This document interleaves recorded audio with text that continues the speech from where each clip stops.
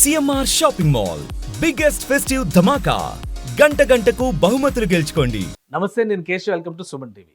సనాతన ధర్మం అంటే ఏంటి? ఇప్పుడు సనాతన ధర్మం చుట్టూ రాజకీయం ఎందుకు నడుస్తోంది? AP deputy CM Pawan Kalyan చేసిన వ్యాఖ్యలు, దానికి కొనసాగింపుగా తమిళనాడు ఉప ముఖ్యమంత్రి తరఫున జరుగుతున్నటువంటి రాద్ధాంతం, ఇవన్నీ కలిపి ఒక కొత్త ప్రశ్నని లేవదీస్తున్నాయి. అసలు సనాతన ధర్మం అంటే ఏంటి?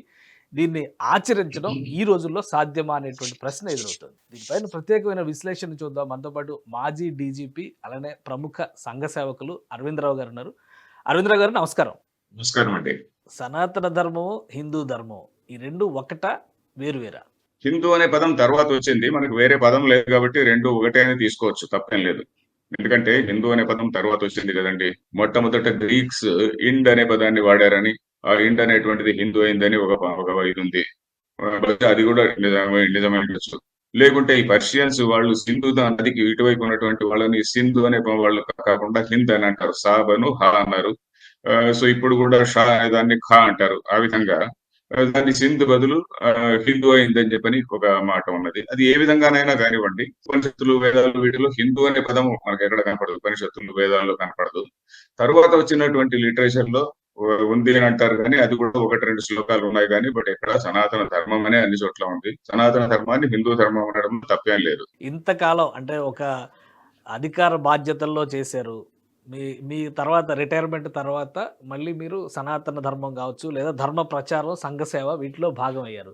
ఇప్పుడు రాజకీయంగా జరుగుతున్నటువంటి చర్చ పట్ల మీ అభిప్రాయం ఏంటి? అసలు పవన్ కళ్యాణ్ గారు ప్రస్తావిస్తున్నటువంటి మాటలు ప్రాంతీయ విద్వేషాలు, లేదా మత విద్వేషాలు, లేదా కులాల మధ్య చిచ్చు, ఇలా పెట్టేటువంటి అంశాలు అనేటువంటి ప్రస్తావన వస్తుంది. మీరు ఏ విధంగా చూస్తారు వీటిని? నేను పవన్ కళ్యాణ్ గారు ఏమన్నారు అనేది నేను వినలేదండి, కానీ పేపర్లో చదివాను. పేపర్లో అన్నదాన్ని బట్టి ఆయన నా దృష్టిలో అది తప్పేమనలేదు. ఎందుకంటే ఆయన ఏమన్నాడు, సనాతన ధర్మాన్ని ఎవరు నిర్మూలించలేరు అని అన్నాడు. ఆయన నేను చూసిన ప్రకారము ఆయన తమిళనాడు డిప్యూటీ సీఎం పేరు కూడా తీసుకున్నట్టు లేదు. మరి వాళ్ళు తమిళనాడులో ఏ ఆధారంపైన కేసు కట్టారో నాకు తెలియదు. అది కేసు కట్టినా కూడా అది అది ఆయన ఫలానా విధంగా అన్నాడు అని చెప్పని అనడంలో అది కేసు కట్టేంత విషయం కానే కాదు అది. మరి దబాయించి కేసు కడితే మనం ఏం చేయలేము. సో దాన్ని మళ్ళీ వాళ్ళు కోర్టులో ఎదుర్కొంటారు. దాని గురించి నేనేం చెప్పలేనండి. ఎందుకంటే పవన్ కళ్యాణ్ గారు అన్నది చాలా ఇంతే అయితే గాని, సపోజ్ ఆయన ఇంతే చెప్పి ఉంటే సనాతన ధర్మాన్ని ఎవరు నిర్మూలించలేరు, ఎవరో ఒక ఆయన అన్నాడు నిర్మూలిస్తానని అని అంటే గాని, అందులో లీగల్ గా చేయాల్సింది ఏమీ లేదని నా అభిప్రాయం. సో ఇప్పుడు ఈ ఇష్యూలో సనాతన ధర్మం చాలా రూపాలు మార్చుకుంటూ వచ్చింది ఇప్పటి వరకు అనేది ఒక చర్చ అయితే, ఇంకోవైపు నుంచి సంస్కరణవాదం కూడా చాలా బలంగా వచ్చింది. ఇప్పుడు మనం చూస్తున్నటువంటి ఆర్య సమాజ్ లాంటివి కానీ, బ్రహ్మ సమాజ్ లాంటివి కానీ, మూల సిద్ధాంతాలను వ్యతిరేకించి వచ్చినటువంటి వాదాలు ఇవి అనేటువంటి వాదన చాలా వరకు ప్రచారంలో ఉంది. ఏది కరెక్ట్? అది కరెక్టా, ఇది కరెక్టా అనేది ఇప్పుడు చెప్పలేకపోయినా కానీ, ఈ 75 ఏళ్ళు, 78 ఏళ్ళు, దాదాపు 77 ఏళ్ళు స్వాతంత్రం తర్వాత ఇప్పుడు మళ్ళీ చర్చ మొదటికి వచ్చింది అనుకోవాలా? సనాతన ధర్మంలో మార్పులు లేదండి. సనాతన ధర్మం ఉంటే కేవలం ఉపనిషత్తుల్లో చెప్పినటువంటిది మాత్రమే సనాతన ధర్మం ఉంటే. తరువాత మనుస్మృతి అది కూడా చాలా పాతదే. మరి అప్పటి నుంచినే మనకు సనాతన ధర్మంలో చెప్పినటువంటి విషయాల్ని కొంతవరకు మనుస్మృతి టైంకే కొంతవరకు అది డైల్యూట్ అయింది. కొంతవరకు ఉంటే ఎందుకు డైల్యూట్ అయింది? అక్కడ కొద్దిగా మనకి ఇప్పుడు చదివితే మనకు అలా అనిపిస్తుంది. ఆ కాలంలో అది కరెక్ట్ గానే ఉంటుండొచ్చు. ఆ కాలంలో అంటే ఒక 5,000 ఏళ్ల క్రితం అది సరిగ్గానే ఉంటుండొచ్చు. సో అక్కడ మనుస్మృతిలో ఇంకోటి మనం గమనించాల్సింది ఏంటంటే, అస్పృశ్యత అనే మాట ఎక్కడా లేదండి. అస్పృశ్యత అనే మాట తర్వాత కాలంలో వచ్చినటువంటిది, కానీ అస్పృశ్యత అనే కాన్సెప్ట్ కూడా లేదు అక్కడ. ఊరికే వీడంతా వీడు మడి కట్టుకుని ఊళ్ళో కూర్చో ఉండాలి బ్రాహ్మణులు అని చెప్పని అన్నారు. తర్వాత ఇంకొక విషయం కూడా ఏంటంటే, శూద్రులు అని మనం ఎప్పుడైతే ఎవరినంటున్నామో, వీళ్ళందరూ శూద్రులు కానే కారండి. ఒకప్పుడు వీళ్ళందరూ కూడా క్షత్రియ జాతుల వాళ్లే. వీళ్ళందరూ కూడా ద్విజులు అంటారు. ద్విజులు అంటే ఏంటంటే, ఉపనయనమైనటువంటి వాళ్ళందరూ కూడా ద్విజులు. బ్రాహ్మణులు, క్షత్రియులు, వైశ్యులు వీళ్ళందరూ కూడా ద్విజులు అని అప్పుడు ఆ కాలంలో డెఫినేషన్.